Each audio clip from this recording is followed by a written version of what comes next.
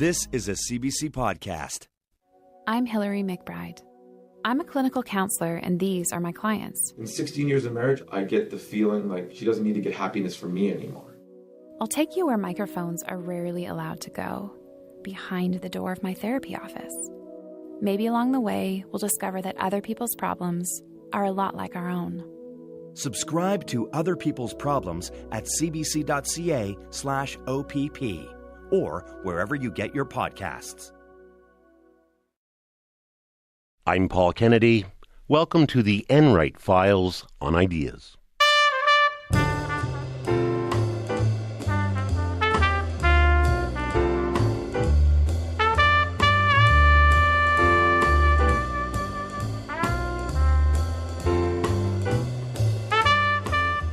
Each month, Michael Enright, the host of the Sunday edition on CBC Radio 1, appears on Ideas with conversations on a particular theme. Here's Michael Enright. In 1903, the African-American sociologist and civil rights activist W.E.B. Du Bois wrote, "The problem of the 20th century is the problem of the color line," end quote. Well, if he were alive today, he might have written that racism is still one of the great problems of our times, well into the 21st century. Decades after the civil rights era, post-colonialism and multiculturalism, it wasn't supposed to be that way. And at times in this century, it looked like things might be different. The United States elected a black man as president, seeming to bring that nation closer to realizing Dr. Martin Luther King Jr.'s dream, in which people would be freed from being defined by their race. 8 years later, London elected Sadiq Khan, a Muslim of Pakistani descent, as its mayor. France embraced its World Cup soccer champions, largely made up of first- and second-generation immigrants from France's former colonies in Africa. And Canada celebrated its racial and cultural diversity as its strength. But there were many more signs that racism was thriving. The Brexit vote and the murder of British MP Joe Cox, the waves of anti-immigrant and racist political movements throughout Europe, a massacre at an African-American church by an avowed racist, and a new American president, Donald Trump, who seemed intent on inflaming racial divisions, reluctant to condemn an emboldened and sometimes violent white supremacist movement. And a mass killing at a Quebec City mosque perpetrated by an admirer of that president, not to mention, of course, increasing suspicion of immigrants and continued tensions between Indigenous and non-Indigenous Canadians. A racism that had lain mostly hidden in the darkest corners of Western democracy has seeped into the political mainstream. Tonight on the Enright Files, conversations about the history and persistence of the color line that W.E.B. Du Bois spoke of 100 years ago, and an ideology of whiteness that lies behind it. We begin with the prophetic eloquence of Michael Eric Dyson. In his 2016 book, The Black Presidency, Dyson delivered a loving and brotherly but stern critique of Obama's presidency. Dyson saw flashes of greatness in Barack Obama when he spoke intimately with black Americans in the aftermath of violent tragedies in which they were targeted, while projecting profound moral authority to the country at large. But Professor Dyson didn't see enough of those moments. Too often, in his view, Obama played down his deep connection with black America, perhaps out of fear of alienating white Americans. Dyson's next book was Tears We Cannot Stop, a sermon to white America. It reads like a contemporary version of James Baldwin's classic The Fire Next Time, brimming with Baldwin's mastery of logic, language, and purposeful outrage. Michael Eric Dyson is an ordained minister. He is also professor of sociology at Georgetown University in Washington. I interviewed him for the Sunday edition in January last year, and I began by asking him about Barack Obama's 2015 speech to the bereaved of Emmanuel African Methodist Episcopal Church in Charleston, South Carolina, where that massacre that I talked about earlier took place. A speech that Professor Dyson believes was the most important of Obama's presidency. I think it captured his intense poetry in defense of the profound humanity of not only those black people, but more especially of American citizens, and indeed of all who are devotees of justice, of freedom and equality and the struggles for true democracy. It represented his blackest moment, so to speak, his unapologetic embrace of his deep and profound racial roots within African American culture, and his understanding that blackness itself was a moral center from which radiated such intense passion for justice and for redemption from the evils of race and racism, that he was freed that day to fly as high as his eloquence permitted him and as freely as his understanding that he no longer, at least for that moment, had to be hemmed in by an undue consideration of sensitivity toward the consequences of embracing his blackness, because usually when he did, there were negative consequences. He was either castigated, excoriated, or said to be fatally prejudiced for black people against others, when indeed nothing was further from the truth. Professor Dyson, I think you'd agree that it was naive for us, for the world, for America to think that the election of Barack Obama would mean the end of racism. But people, especially black people, had very high hopes for what the administration would mean for African Americans. Is black America actually worse off now than it was before Barack Obama came into office? Well, that's a tricky question, isn't it? On the one hand, our moral standing was enhanced by Barack Obama's presence. That is, he symbolically articulated to many the vow to excellence and the embrace of sheer imagination to live our lives. He was the symbolic representative of all that we had hoped for. But on the other hand, his hands were tied, and some of the tying was done by himself when it came to issues of race, because he didn't want to appear to be giving too much preference to black people or to advertise too explicitly what he might do in fear that it would be repudiated by white political forces. In that his spirit, calculation, of course, was right, but he also, I think, went out of his way to avoid identification that led to some rather negative consequences. In your book, in The Black Presidency, you say that he tiptoed around the idea of race, the question of race. He procrastinated, he tiptoed, he was very gentle, he didn't come to the table unless forced, and then sometimes with uncharacteristically stale and flat grammar. It didn't conjure in him until certain crisis-ridden moments, Trayvon Martin's death and the aftermath of the failure to convict George Zimmerman in that death. The vigilante in Florida who murdered. The vigilante in Florida. Yeah. And then in Selma, where he gave a remarkable speech about race. And then, of course, that, soaring eulogy he offered for Reverend Pinckney. So in those instances, his rhetoric flowed and soared. But in other cases, the sheer weight and ennui of the racial miasma into which he stepped didn't allow him that kind of privilege, and he felt weighted. He had a racial world weariness that didn't free him enough to be able to soar and sing.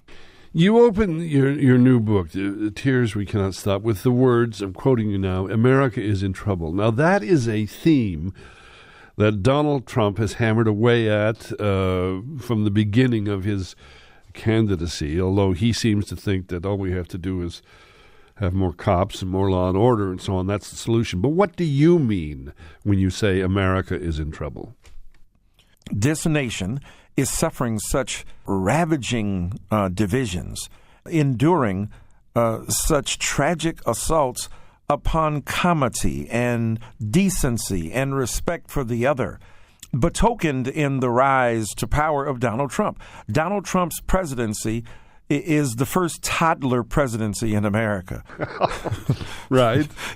Here's a guy who's almost completely narcissistic, self-absorbed to the point of exclusion of any other consideration, like toddlers, in your terrible twos, right. Throwing tantrums, incapable of deferred gratification, giving rise and expression to everything that crosses your mind without any sense of censor or filter. That may have played well during the campaign, during the primaries, where he was looking like the maverick, but you are now the leader of the free world, an astonishingly dangerous leader of the free world. So, yes, the toddler presidency, and what is excreted into those diapers is the product of what he's been fed. And what he has been fed represents America's intolerance for the other, whether it is about race or gender or sexual orientation. So he is at once a toddler president, but he's also the product and creation of a broader society that finds itself abhorred by his presence and yet helped to create him. Remember, Frankenstein is the name of the doctor, not the monster. Not the monster. And the Republican Party helped create the very man who's now tearing it asunder. But could Barack Obama make race his focus? Because whenever he used the bully pulpit to talk about racism or racial inequality and so on, he'd be accused of being divisive, or in many cases in talk radio being racist himself. I'm wondering if he was taking a page from Dr. King's playbook and recognizing there's some things that white people just wouldn't or couldn't tolerate hearing. Well, look, I think most people were sympathetic to that approach and to the situation he confronted, that it was extremely difficult to engage white brothers and sisters around the issue of race. I completely understand that. The problem is twofold, however. He did not show the same restraint when it came to African American people. That is to say, he scolded us, he reprimanded us for moral shortcomings and for a kind of ethical erosion that he wanted to point out. And I think that scolding of us, while it can be charged to the fact that, you can often speak to your own group members in ways that others outside can't, that he was very capricious and arbitrary about when he would identify with that in-group status. He would certainly take advantage of it to excoriate black people, but he would never take responsibility for it to represent us in a serious fashion. And it coddled white America in a way that I think was unfortunate. And dare I say, without charging him with this, some of his approach of inadvertent, strategic inadvertence, not mentioning it directly, that is race, not addressing it directly, but helping the greatest amount of people, hoping that a disproportionate number of those people it would help would be people of color, led to the rise of the vengeful Donald Trump. I want to talk about Tears We Cannot Stop. This is a sermon to white America, and it's about whiteness to varying degrees. What is whiteness in the American context? It is, I think, an invention of the mythology of the superiority of white people, the inherent and intrinsic worth and value and appeal of whiteness over every other identity, and the presumption that whiteness will always be the center and the heart of whatever is important about our culture and society. And while white people deserve to be treated with profound and deep respect, they are not the only ones deserving of such an honor. And whiteness assures that they have an automatic leg up in the game and an automatic advantage when it comes to calculating just what importance is attached to our various ethnicities and our various races and communities. So when I talk about whiteness, I'm talking about something that was not genetically encoded and then transmitted or inherited, but something that was made up and generated out of the context of our relations with one another, and as a result maintained and preserved for particular purposes. I went back and reread The Fire Next Time by the extraordinary James Baldwin, writer and philosopher. And in the letter to his nephew, which of course you know, he says that the white world forces you to recognize your unworthiness and to embrace mediocrity. Now, he was writing in the early 60s. Has that changed at all? No. Read that line again, because I want to make a point about mediocrity and embrace. Say that again, please. That the white world forces you, that's the nephew, to recognize your unworthiness, right, and to embrace mediocrity. Right.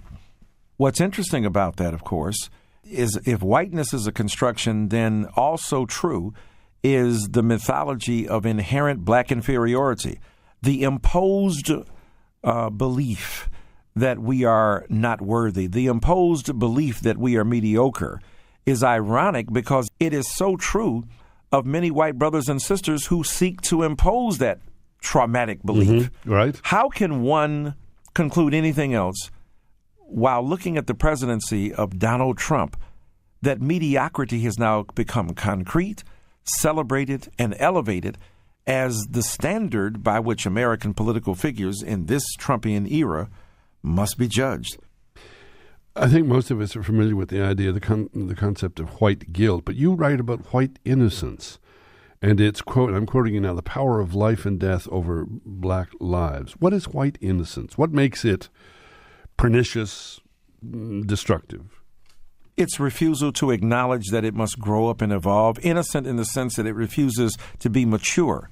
There's a willful ignorance about the broader culture, but it leads to a lethal innocence about the lives white people have led, the refusal to acknowledge their ethical erosion from within, and the moral challenges that are, often in the wake of the choices that white people have made. And so what I'm trying to point to is a kind of state that refuses to grow up, a kind of Peter Pan-like racial reality where this innocence, this failure to engage the hard-charging truths. And again, when I look at a person like Donald Trump, white innocence and white privilege converge, producing white power and the ability to determine not only the lives of others, but to shape our perception of what's right and wrong and what's good and bad and what's desirable and what is not desirable. A lot of your new book is about the cops. It's about white police. And you have a son, I think, who is an anesthesiologist. Is that right? Yes. Mm-hmm. Pulled over by the police. His son, your grandson, is in the back seat. And there's the confrontation, but very polite. But the thought goes through your son's mind, I don't want to die tonight, and I don't want to die in front of my son. Yes. How prevalent is that scenario, is that feeling, is that perception? It's quite prevalent. It's quite pervasive in black culture and society, where black people feel humiliated no matter their achievement, no matter their acquisition of skill and acquisition of education. They are still treated in humiliating and often derisive fashion. And so I wanted to underscore how my son, an anesthesiologist, could be equally subject to such a heinous disregard, for our character and our human identity. What white supremacy does, what white innocence does, what white domination does, it attaches exaggerated menace and malevolence and malice to almost innocuous gestures of black people and renders them as something that is out to undo America and as something that is dangerous to the soul of the nation. That's why Donald Trump's assault upon Barack Obama rang so profoundly for so many black people, because we saw in Mr. Trump's assault upon Mr. Obama the manifestation of, so many other white brothers and sisters who engaged in the same kind of denunciation and derision against black folk as Mr. Trump did against Mr. Obama. All right, let me put another case to you. That the slavery, lynching, the civil rights activists, the attacks, the attack dogs in Birmingham and throughout the South, the people getting beaten by the cops, that's all in the past. That wasn't the fault of white people today. Why don't you guys get over it? Yeah, well, it's a common question. And the first thing we want to say is because y'all never let us get over it. we always try to get out of the parameters of race, and you keep dragging us back in. Yep. It blames black people for the very burden of race that we bear, because people have invented race for their advantage. We have to address it. We suffered the consequences of it, and now we're being charged with having created it because we lament or sometimes lambaste the way in which we are victimized by it. But to pretend that black people invented race or are the ones who are perpetuating a legacy of inequality is to profoundly misunderstand the nature of, acknowledging race without trying to capitulate to racism, and acknowledging that white brothers and sisters invented race for their benefit, but many white people continue to blame black people for merely acknowledging that the problem exists. But why didn't the president address that? Why did he talk about, he said at one point to a group of young men, the time for excuses is past. Right. There's no more time for excuses. You've got to take responsibility. You've got to do this. You've got to do that. To a black audience. Why didn't he talk about white responsibility? He never did, and I think it was a failure of his presidency. Again, he was playing to the galleys and to the crowds. He knew that black people would endure such chastisement and reprimand because they loved him so deeply and so profoundly that no matter what he did, that love was going nowhere. So he exploited that. I mean, if you've ever been in a relationship with a woman who likes you just a little bit more than you like her, or a man who likes you just a little bit more than you like him. So the reality is that Obama was beloved of black America, maybe a little bit more than he loved us, and he had tremendous love, and we had even greater love for him. But one man can't match the love that millions and millions have for a historic figure like him. But he exploited us to that degree. He was afraid to embrace that blackness that he certainly felt on the inside for fear that it would somehow alienate the masses of other people who were not black. Understandable, but at the end of the day, it didn't mean that he should therefore go out and use language that would reprimand and cast aspersions against and castigate black people as well. One of the great failures of the Obama presidency and one of its peculiar consequences is that his administration did not move the needle on race all that much. How then are you going to get white Americans to overcome or transcend their whiteness? How we can't change the color of our skin. How painful would a process be for white America to come to grips with their own feeling of guilt and so on? Quite painful. And not just, the guilt, but the responsibility to address the issues of race. Yes, yeah. Well, no, it's both. I mean, you named it well. Some people have guilt, and some people will grapple with that guilt, and others will just have a broader sense of responsibility. But both are often rejected, are the source of discomfort. Many white brothers and sisters are not used to being challenged, not used to being asked to think about race as a specific formation. Whiteness is seen as universal and therefore invisible. And when whiteness is mentioned, especially by black or brown people, it is seen as offensive, as somehow shredding the implicit, social contract between enlightened black people and white people. When black people challenge that and break that barrier down, and whiteness is seen as an artificial construction, that renders a lot of discomfort on the part of those many whites. Exactly so. That's the conundrum, isn't it? Because if white Americans who need to change the way they treat and think and feel about black people, and to acknowledge their privilege, but they can't abide to hear anyone point out their culpability. So that's right. They want to do it at their own pace, at their own level. So then where does that take the debate? How do we come together, get through to each other? That's why I wrote the book. I'm not trying to be cavalier or even, self-promoting. I'm saying the reason I wrote this book is to answer that question that the young white woman came to Malcolm X with. Impressed and enthralled with him, she asked, "What can I do as a white woman?" And he just dismissed her by saying nothing. He later regretted that.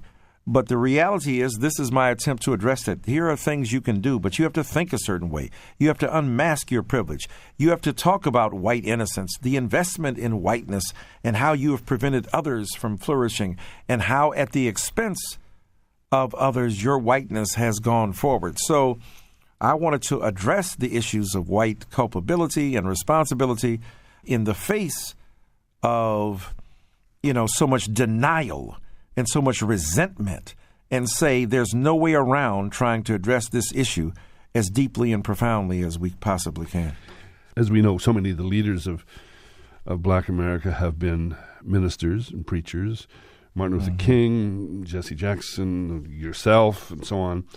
And President Obama was closely connected to the church. But you've got 4 centuries of history that would suggest that African Americans would have every right to doubt the existence of a benevolent God looking out for them. Where does that faith in God come from? Well, it comes from a sense that we have not been without divine leadership and guidance transmitted from one generation to the other. Our narratives, stories, interpretations, scriptures that remind us that there is a higher power and a deeper wisdom to the events of our lives, that no matter how absurd or nonsensical they may appear, that God is in control. And that being a powerful reality, that God is in control, that means human beings cannot ultimately determine your destiny. No matter what they do, they cannot, if you will, shape the anatomy of your fate by their own hands, that there is a deeper and more powerful purpose. Like in the Bible in Genesis, when Joseph, the extraordinary young person, was accosted by his brothers who were consumed by jealousy of him. And he talked about, some of the evil stuff that they did in order to trap him, but it led to his transformation and his elevation as basically a secretary of agriculture. So as the Bible says, you meant it for evil, but God meant it for good. It is a survival mechanism. It is a strategy of interpretation.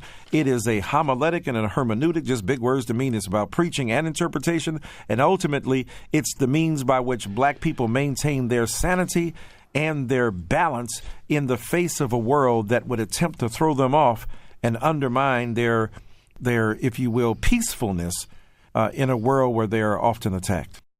That was my conversation with author, Georgetown University professor, and man of the cloth, Michael Eric Dyson. It originally aired on the Sunday edition in January 2017. Ever since he wrote the screenplay to the 1985 film My Beautiful Laundrette, Hanif Qureshi has been a provocateur, delighting in shocking and unsettling the British with the themes of race, sexuality, and class that he explores in his novels, plays, and screenplays. Qureshi is a native-born biracial Londoner. His mother is English, and his father was from Mumbai and made his way to England by way of Pakistan. Hanif Qureshi was my guest on the Sunday edition last June, shortly after his latest novel, The Nothing, was published. In the aftermath of the Brexit vote, issues of race, racism, and xenophobia were never far from his mind. Here's part of our conversation. You've said that England was, for you anyway, seemed to be a place of tolerance, but are we talking about the death of liberal England here? The whole stuff about Brexit, I'm sure you've heard about, has been really tragic for us, and it represents a real claustrophobia, a real closing down, a real sense of xenophobia and terror, really, that we're cutting ourselves off from the rest of the world at the behest of the right wing and the Conservative Party. But I don't think necessarily that Brexit has to be the end, and I think that particularly young people and young people in Europe really need to be united, because there is a huge wave of neo-fascism in Europe and a real right-wing push in terms of religion against Muslims, against minorities, against homosexual people, against anybody who's marginalized. And it's a very dangerous situation, and if that danger doesn't wake us up, then nothing will. In the Buddha of Suburbia, the first sentence says, "My name is Karim Amir, and I am an Englishman born and bred almost." Did you grow up feeling almost? I grew up feeling almost because I was a mixed-race child, and people of colour were quite rare in Britain in the 1950s. I didn't realise I was coloured until I went to school. When I went to school and somebody first called me a coon or called me a Paki or said to me, "Where are you from?" made me feel weird and different. Then I became aware that I was not the usual run of the male Englishman. But I was an Englishman. My mother's English and my father was born under the Empire, so I had to claim that place. So the next 20 years of my education were really an education in terms of race, in terms of difference, of people making it quite clear to me that I wasn't like them. After a bit, during the 60s and in the 70s, I became being aware that being not like other people actually was a virtue, was an advantage. I began to write because I wanted to know what my history was. I wanted to know why it was that people referred to me as a Paki and what it meant to be Pakistani in England, what it meant to be mixed race. And I realized that I was to do with the way Britain was changing in terms of race, in terms of immigration. It would never be the same again. And then we would end up with what we end up now, which is called multiculturalism. back in 1968, you had the British Conservative Member of Parliament, Enoch Powell, talking about, when he was talking about mass immigration, he was talking about rivers of blood, that this would happen to Britain. How did that affect you? Were almost a 14-year-old boy with an immigrant father. How did you respond to it? It was horrifying. I remember actually my parents and indeed my uncles talking about Enoch Powell in hushed tones. They didn't want to say the words Enoch Powell out loud because what he represented was, I guess, a kind of, let's say, pseudo-fascism. He thought that the so-called mixing of the races would lead to rivers of blood. I didn't see why he would think that. I didn't see why he wouldn't have thought that just because people were a different colour or a different race or a different background, they couldn't find something decent to talk about. It's a very odd point of view. And there was huge violence in his tone. But was interesting by the 70s, particularly with pop music and organisations like Rock Against Racism, there was a real struggle in Britain to create what we call multiculturalism, and we have it now, but it's been a struggle, and it's a struggle to keep it going, I have to say. We're talking about Britain in post-colonial times. The empire was over, but the empire was made up of British subjects. It didn't matter what their colour was, they were British subjects. That's a good thing to say, actually, because my father was British. He was born and brought up under the British Empire. Right. And although he was born and brought up in, as you say, Bombay, as it was then known, he considered himself to be British. And he had indeed a British passport and always has had a British passport. So, yes, we were British subjects. But when we got to Britain, when we were invited to Britain to work in the factories, to run the underground, to work in the hospitals, we found out that other parts of the British Isles didn't necessarily want us here. And so that, for me, was the route really into writing, why I wanted to write, to tell this story, because nobody had told this story yet. Multiculturalism is very central to politics in Canada, in this country. And it raises the question about whether the immigrants should embrace Canadian values, whatever the hell they are. Is that the same kind of debate in Britain, that immigrants are being told they have to adhere to British values? Well, I have to say, I wish the British would adhere to British values. But as you say, I'm not sure quite what they are. We live in a very diverse society. You know, I don't think necessarily the Queen mixes with me that much, to be honest. I don't think she's integrating with the British people in the way there. But you've been to the palace, though. You got a CBE, didn't you? I'm very proud of my CBE, boss. Yeah. I'm not having anyone denigrate that. You know what it says on it? No. It says, for God and the Empire. I can't say fairer than that for quality, can you? Absolutely, yes. That's a class thing. I've been admitted into a club which doesn't exist.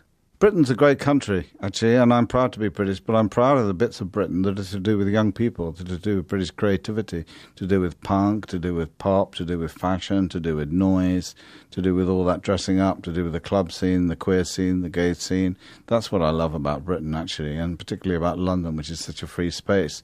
But we can't take it for granted. We have to keep fighting for what we call multiculturalism here and for you in Canada as well. And you talked about the debate, and I thought debate was a really interesting and good word to use. You know, we don't know who we are. We don't have selves. We can keep arguing. We keep talking.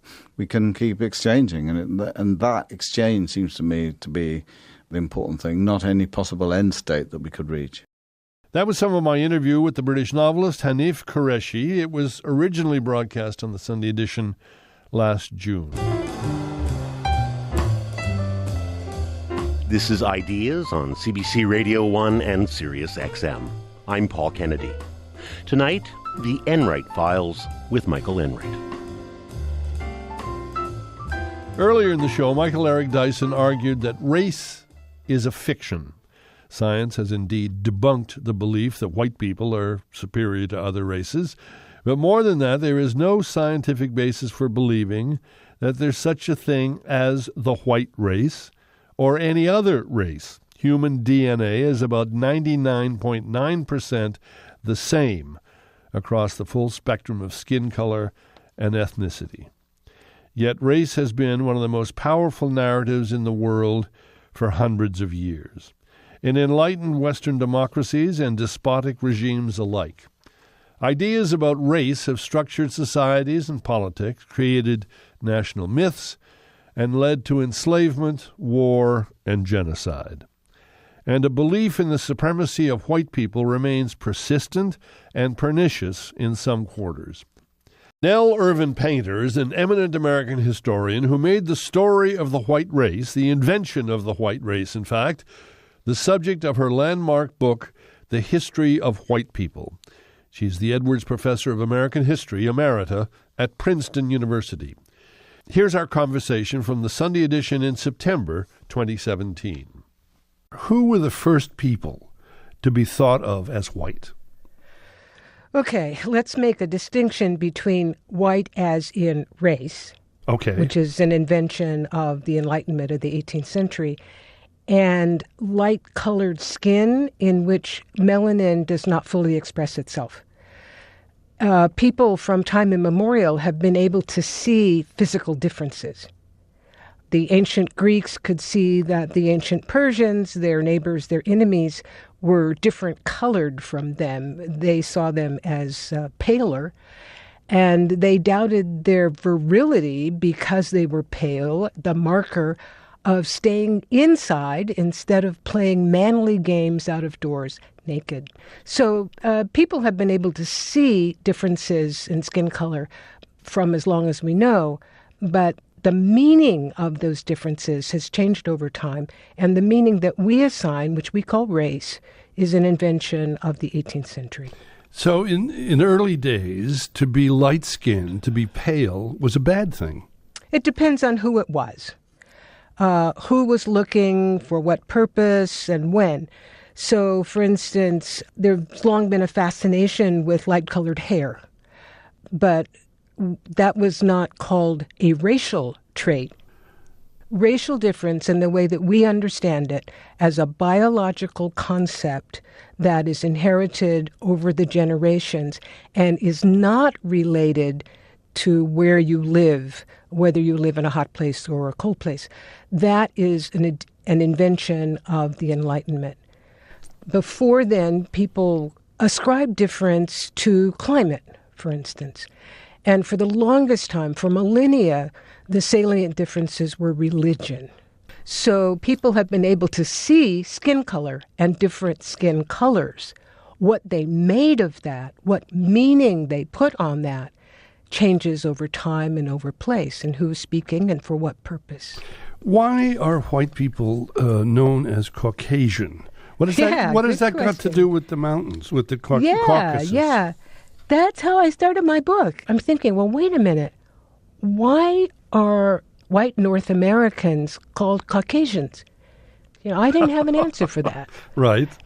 It has to do with taxonomy, with human or with general taxonomy in the 18th century. Right. In the Enlightenment, scientists wanted to classify everything in the world, and they included people.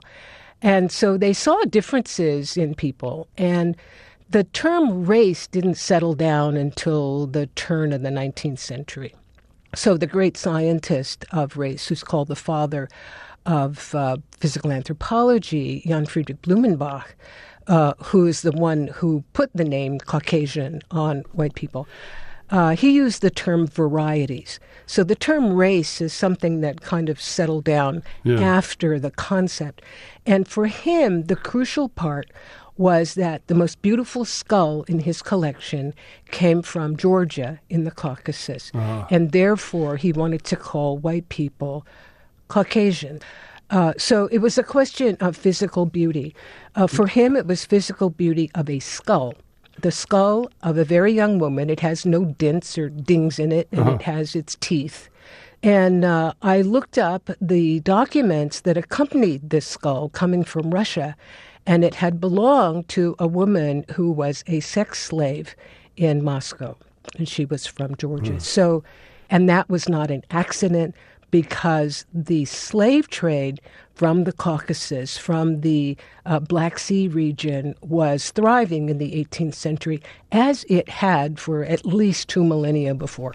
So, I mean, it was like if he had your skull, he could say, oh, this is the skull of Canadians or North Americans. It was one skull. Getting away from the phrenology of all of this and the colors and so on, when did the idea that white people were dominant. They're seen as superior to others. Where did that come from? Okay. You've got two things going there. One is white people and one is superiority and dominance. They didn't always go together. Right. When Portugal, for instance, was so rich, it was good to be Portuguese. And when Spain was so rich, it was good to be Spanish. And when England was so rich, it was good to be English. Mm-hmm. Now, physical anthropologists who studied this as scientists, not simply as commentators or writers or people who were spouting off, they did all these measurements. They were going to be scientific about it. And they broke down categories. And the categories varied according to the scientist. So one scientist, for instance, had an index of negrescence for the British Isles. And he thought and showed tables that people in the British Isles varied according to skin color. And the Irish scored highest on the negrescence scale. The point I'm trying to make is that the idea of race as a scientific category goes back to the Enlightenment. People could see different colors before then. People could rank themselves and other people according to various ways over the course of time. And one of those ways, particularly in the 19th and 20th centuries into our own time, is something we call race.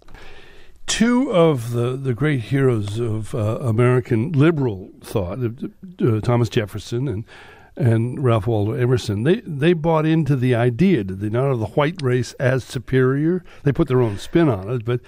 Well, Emerson didn't use the white race. He used Saxon, and he considered himself a Saxon or a Teuton, which was a very popular way of talking about the ranking of the races in the 19th century. One thing that's very hard for North Americans to get into their heads is that the way people talked about race has changed over time.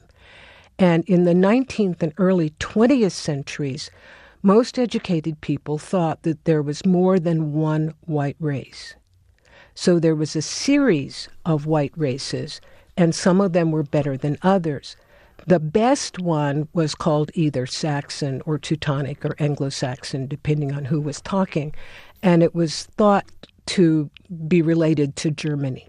And so when Ralph Waldo Emerson talked about difference in the United States, he called himself and the superior Americans Saxons or Teutons. But the idea of superiority, though, was common to both men, right? Yes.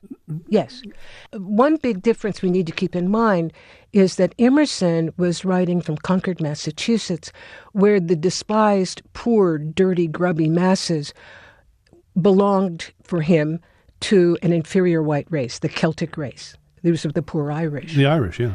Mm-hmm. In Virginia, in Jefferson's 18th century, the poor, grubby race was not Irish people, but people of African descent. And we know that he was surrounded by people of African descent of all different colors.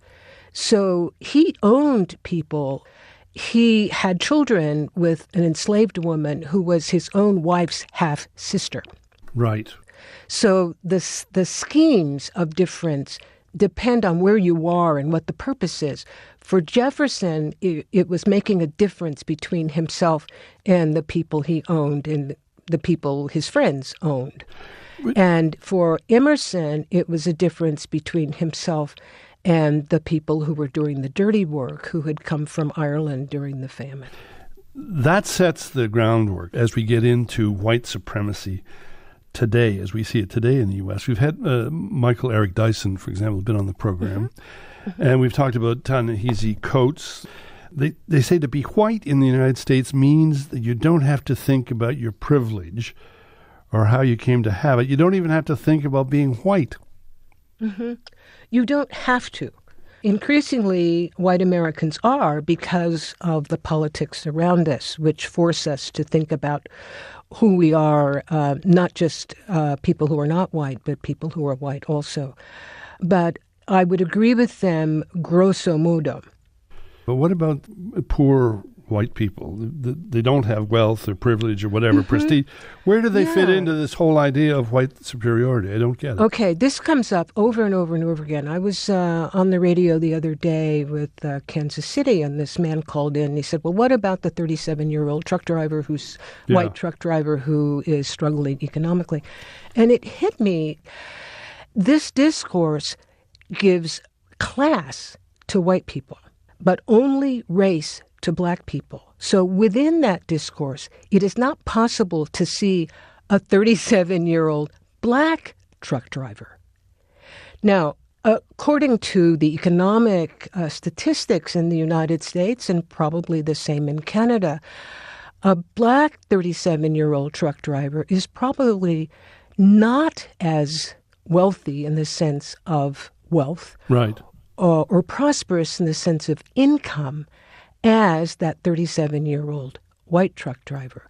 But it is very difficult for people within the discourse in which only white people have class. It's very difficult for them to see that black people and brown people and other non-white people also have class status.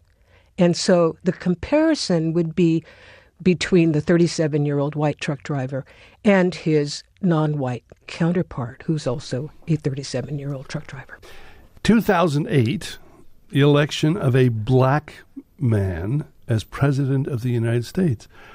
And I wonder if that brought a change in what it means to be a white person. Absolutely. The election of Barack Obama, a black man, is why we have the election of Donald J. Trump, who governs as a white man, both man and white. If you look at history in the United States, over and over and over again, when the white people on top assumption has been jostled or dented, there has been a corresponding rise in white supremacy and terrorism and sort of expressions of white anger. Yep. It happened after Reconstruction.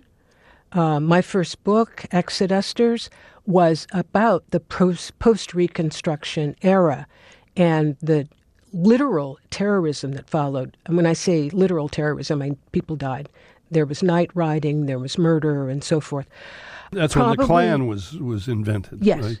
Well, the Klan was invented right after the Civil War, but they got on their high horses. That's how Reconstruction ended, largely, terrorism.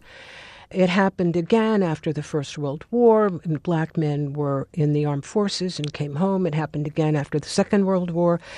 Even in 1948, when President Truman ran on a civil rights plank, and Southern Democrats walked out of the Democratic Convention, formed their own party called the States' Rights Party. We know them as Dixiecrats, and Strom Thurmond was their presidential candidate. And then after the Brown decision in 1954, you probably can't forget the murder of Emmett Till in 1955. Yeah. And then we've had again and again the conversation about Confederate statues and Confederate flags. And so many of those flags went up in the 60s and 70s in the shadow of the Civil Rights era.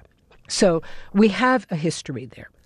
Why is it that race is so present in American politics and American culture, and at the same time so divisive? The war ended in 1865. Why is it still such a volatile situation? Well, one comparison I make is with England, in which people would practically go to war over class differences. In England, class differences are gut level. Right. It's thought that people who are of a different class are different kinds of people. And in the United States, remember, the United States was founded on the basis of slaveholding, and the basis of racial slavery was African-descended slavery. So it is in our DNA, and it will be very, very hard to get rid of. I don't see it ever going away. You don't see ever going away? Yeah. You said after the election, I think a few days after the election, you wrote something. You said that this time the white men in charge will not simply happen to be white, they will be governing as white. Yes. So we're talking here about political whiteness. Yes. And that's something new. You noted that Coates and Dyson had said that if you're a white American, you don't have to think about race. Yeah. You're an individual. And I think that has changed now because of the electoral campaign and because of the way the administration is governing. I don't think it will be easy for non-colored, if I can say that, Americans to go back. The other side of it would be very difficult for colored Americans, for Black Americans and people of color, just to be individuals. Rather than representations of something? Well, to situate yourself in the world. Remember that in the United States, we live in a profoundly racialized society. Right. Who you are and how you are and where you are and what you do and what you think, all of that, if you are defined as raced, all of that is inflected by race. So many of us, and I will say probably most of us who are Black, at least in the 20th century generation, I don't want to speak for much, much younger people, part of our identity was our racial identity. Now, for white Americans, part of their identity is their racial identity, and they're struggling with it. For us who have had racial identity for such a long time, to think of ourselves as individuals, that will be also difficult. What do you think would be a productive way for white people to be, at the same time, aware of their whiteness, something that would allow for more than this bellicose, nationalistic kind of white pride on the one hand or white guilt on the other? I would say go to the library and ask a librarian. So if you're an artist, go to the library and ask about multicultural art history. If you're a musician, multicultural, multiracial music. Right. If you're in the news, how about the history, the multiracial, multicultural history of newspapers? One of the things that happened in the last generation or two in the American Academy was a flowering of scholarship which led to more popular writing that did not simply see the United States as a white country. So there exists now a whole library full of a different way of conceiving of American society. Nobody can do the whole thing. But if I were speaking to a white person who wanted to know more, I'd say, go to the library and educate yourself. And don't go around asking the next Black person you put your hands on to educate you. That's not our job. Well, it's been our job a lot, and a lot of us are really tired.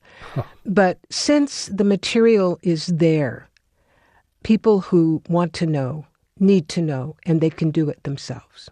The important point is not to try to make up your mind within a well of ignorance, because it simply is not necessary. That was my interview with Nell Irvin Painter, the author of The History of White People. It was first broadcast on the Sunday edition in September last year. And that is it for this edition of the Enright Files. Thank you for listening. On Ideas, you heard the Enright Files, featuring the host of the Sunday edition, Michael Enright. To find out about upcoming Ideas programs, subscribe to our weekly newsletter. You'll find the link at our website, cbc.ca/ideas. You can also find us on Facebook and Twitter. The Enright Files is produced for Ideas by Chris Wadsku. The executive producer of Ideas is Greg Kelly, and I'm Paul Kennedy. The Hourly News is next.